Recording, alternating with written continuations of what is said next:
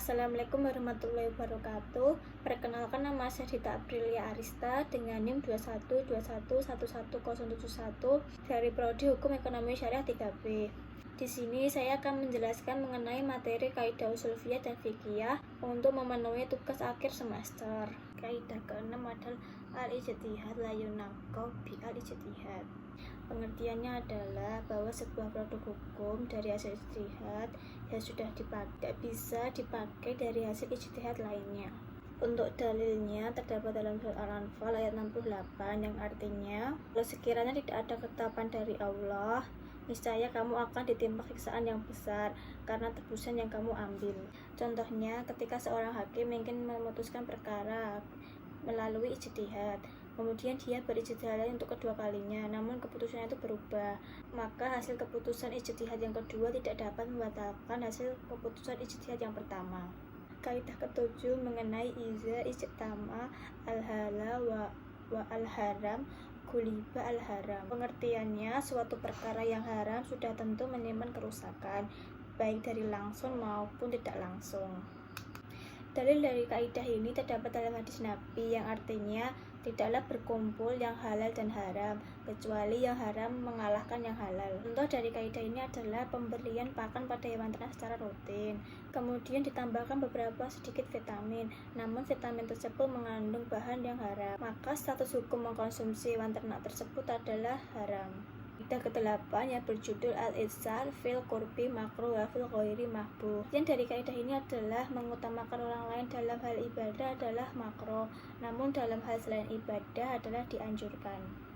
Dalil dari kaidah ini terdapat dalam surat Al-Hasyr ayat 9 yang artinya, dan mereka mengutamakan atas diri mereka sendiri sekalipun mereka dalam kesusahan, dan siapa yang dipelihara dari kekiraan dirinya, mereka itulah orang-orang yang beruntung. Contoh dari kaidah ini adalah apabila seseorang memiliki air wudhu dan air wudhu itu hanya cukup untuk dirinya saja, maka air tersebut tidak diperkenankan diberikan kepada orang lain agar bisa berwudhu, sementara dia bertayamum.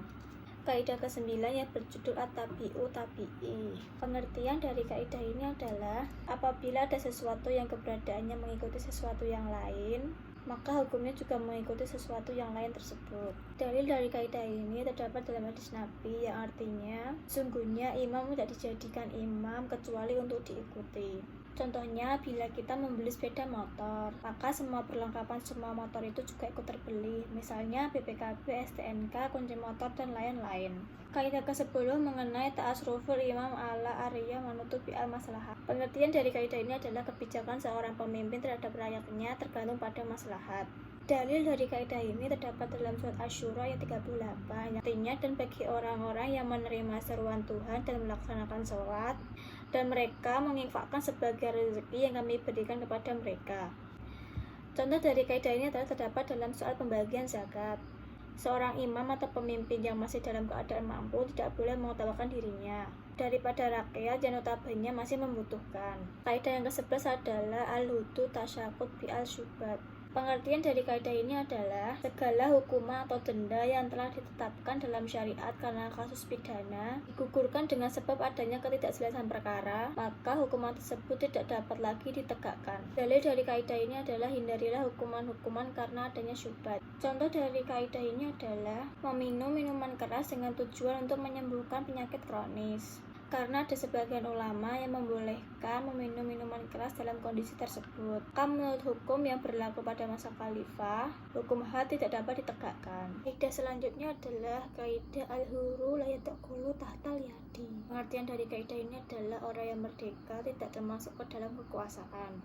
Dalil dari kaidah ini terdapat dalam firman Allah dalam surat Al-Imran ayat 26 yang artinya, katakanlah Muhammad, wahai Tuhan pemilik kekuasaan, engkau berikan kekuasaan kepada siapapun yang engkau hendaki, dan engkau cabut kekuasaan dari siapapun yang engkau kehendaki.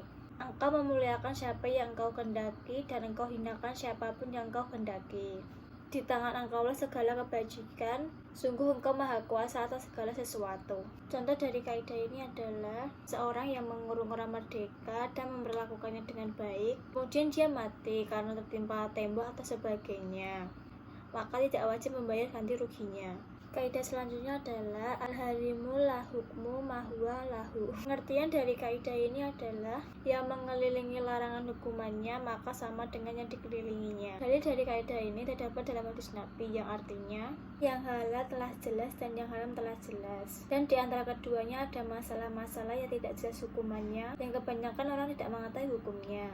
Maka barang siapa yang menjaga diri dari syubhat, berarti ia telah membersihkan agama dan dirinya. Dan barang siapa yang telah jatuh ke dalam syubhat, dia telah jatuh kepada keharaman. Seperti seorang pengembala yang mengembala di sekitar pagar dari larangan, dikhawatirkan akan melanggar atau memasuki ke dalam pagar tersebut. Contoh dari kaidah ini adalah apabila ada seseorang yang melaksanakan sholat Jumat atau sholat berjamaah di teras masjid, apakah sholat tersebut dapat diterima ataupun sah? Berdasarkan kaidah ini, teras masjid masih dikategorikan menjadi satu bangunan dengan masjid, maka sholat tersebut dianggap sah dan diterima. Kaidah selanjutnya berjudul izat tama amrani min jinsi wahidin walama yaktalifu maksuduhuma dakhola ahduhuma fil akhari golibin. Pengertiannya adalah apabila ada dua perkara dan maksudnya sama, maka cukup mengerjakan salah satu dari perkara tersebut karena sudah dianggap telah mencakup dua perkara sekaligus. Dalil dari kaidah ini adalah tawafmu cukup bagimu untuk haji dan umrohmu. Contoh dari kaidah ini dapat dilihat dari wanita yang mandi wajib antara mandi wajib sesudah haid ataupun mandi wajib setelah nifas. Mandi wajib ini dapat dijadikan dalam satu mandi wajib. Kaidah selanjutnya adalah ikmalul kalami aulamin ihmalihi. Pengertian dari kaidah ini adalah mengamalkan maksud suatu kalimat lebih baik daripada menyia-nyiakannya. Dalil dari kaidah ini terdapat dalam firman Allah dalam surat Al-Hasyr ayat 7 yang berbunyi wa ma'atakumur rasulu fakhuzuhu. Contoh dari kaidah ini adalah seseorang memiliki dua bejana, yang satu bejana untuk khamar, yang satu untuk cuka. Kemudian orang tersebut mewariskan salah satu dari bejana tersebut. Wasiatnya adalah bejana cuka. Kaidah selanjutnya adalah al-kharaj bi al-daman. Pengertian dari kaidah ini adalah bahwa barang siapa yang menerima manfaat dari sesuatu yang dimanfaatkannya, maka ia bertanggung jawab atas darar atau guhrumu serta doman yang akan terjadi. Dalil dari kaidah ini adalah bahwa seseorang laki-laki menjual budak, maka budak itu bermungkin di tempat pembeli dalam beberapa hari kemudian si pembeli mendapatkan cacat pada budak tersebut dan melaporkan kepada Nabi Muhammad. Maka Nabi mengembalikan budak itu kepada si penjual. Maka berkatalah laki-laki itu, wahai Rasulullah, pembeli telah memperkerjakan atau mengambil manfaat dari budakku. Kemudian Rasulullah bersabda, hak mendapat hasil itu disebabkan oleh keharusan menanggung kerugian. Contohnya adalah ada seekor binatang yang dibeli namun dikembalikan karena alasan cacat. Si penjual tidak boleh meminta bayaran atas penggunaan binatang tersebut karena penggunaan binatang itu sudah menjadi hak pembeli. Kaidah yang terakhir berjudul al-khuruj min al-khilaf mustahabun.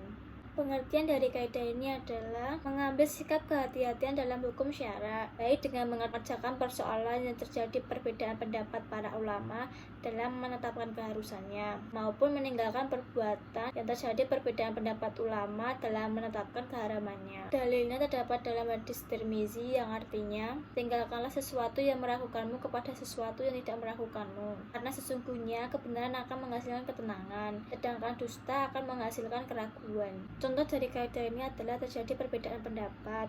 Pendapat satu menyatakan keharaman, namun pendapat lain mengatakan kebolehan. Maka yang dapat diambil dari kaidah ini adalah dengan menjauhinya adalah lebih afdol.